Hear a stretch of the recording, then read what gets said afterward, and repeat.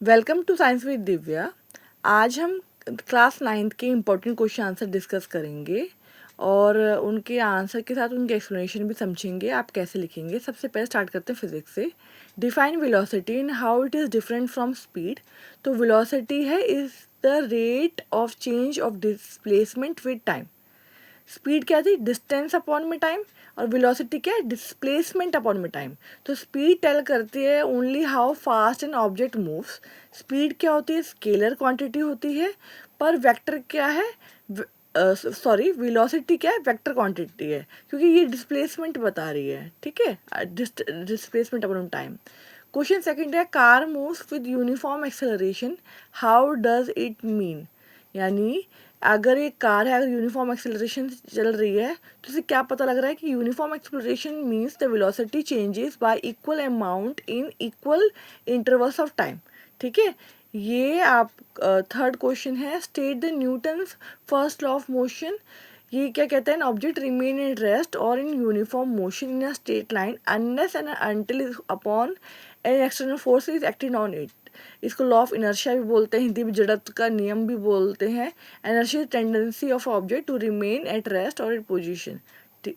और difference question number 4 है chemistry का।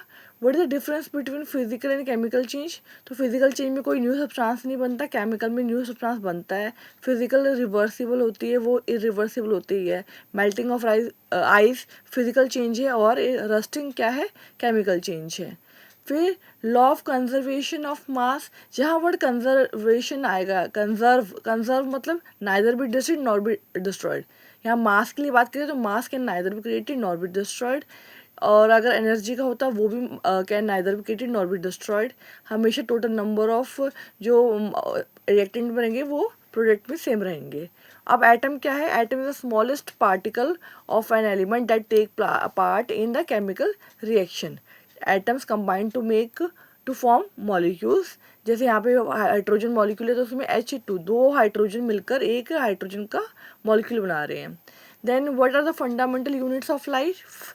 Cell is the fundamental unit of life. All the living organisms are made up of cell only and it is discovered by Robert Hooke in 1665.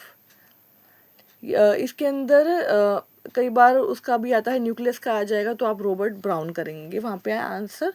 फिर differentiate between plant cell and animal cell. Plant cell के अंदर cell wall present होती है, animal cell में cell wall absent होती है। Plant cell में chloroplast होता है प्रेजेंट, एनिमल सेल में क्लोरोप्लास्ट एब्सेंट होता है। प्लांट सेल में लार्ज वैक्यूल प्रेजेंट होता है, एनिमल सेल में स्मॉल वैक्यूल होता है। What is tissue. तो tissue a group of similar cell performing a specific function is called tissue. जैसे मसल टिश्यू मिलकर मूवमेंट कर रही है, nervous tissue control and coordination कर रही है। तो एक ग्रुप ऑफ सिमिलर सेल हैं जो एक स्पेसिफिक फंक्शन कर रहे हैं, उनको हम टिश्यू बोलते हैं। What is mitochondria, role of mitochondria.